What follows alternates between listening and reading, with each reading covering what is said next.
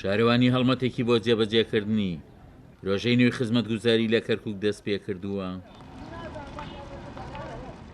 بەڕێوەبەری شارەوانی کەرکووک دەڵێ ساڵی 2020 هیچ بودجەیەک بۆ شارەوانی کەرکووک تەرخان نەکراوە، بەڵام لە بودجەی 2021دا کۆمەڵێک پرۆژەیان دەست پێ کردووە.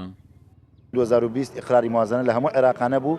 لە 2021 من سەیەکی پارەی پرۆژەکانم تەرخان کرد بۆ نزیکەی 10 ملیارە بۆ بابەتی سەوزایی و جەزرە وەسەڵەتیەکان و هەموو شتێنەی سەوزایی لە دەوروبەری کەرکووکە و ئیشەکان کارەکان دیارە. ئێستا یەکێ لە نمونەکان جادەی بەردەم محکەمەی تازە کە کارمان لێ کردووە بە با بڵین ستایلێکی تازەش خەڵکی دڵخۆشکەرە تەلەفۆنم بۆ ئەکەن و جادەی شۆرجەمان هەیە و جادەی حیساباتمان هەیە و ڕێگای هەولێر و ئەو جادە حەولەکەی کە لە مرورەوە بۆ سەیتەرەی لیلانە ڕوا.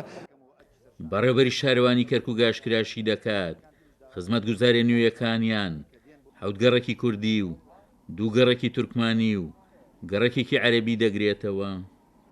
ئێمە لە بارودخانە لە دەروازە لە فەیلق لە سێکانیان لە شۆرا و لە منتیقەی گورگەچاڵ لە حەیبەدر و لە سەیادە ئەمانە هەمووی کاری تیا کراوە و لە 2022 بۆ ئەوەی خەڵکی دڵی خۆش بێ من نزیکەی سەروی 10 ملیارم تەرخان کردووە بۆ ئەو بابەتە بۆ ئەو گەڕەکانە چونکە ئەوانیش لە بیرمان نەچێ هاوڵاتی کەرکووکن و منیش وەک سەرۆکی شارەوانی لەسەرمە خزمەت بگەێنم بەوان چونکە ئەوان لە دوای 16 ئۆکتۆبرەوە مەحروم بوونە بەڕاستی لە بابەتی خزمەتگوزاری و ناکرێ ئەوان خزمەت نەکرێن، ئەوانیش خەڵکی ئەم شارن و حەقی خۆیان لەسەر پارەی بودجێ ئەم شارە هەیە.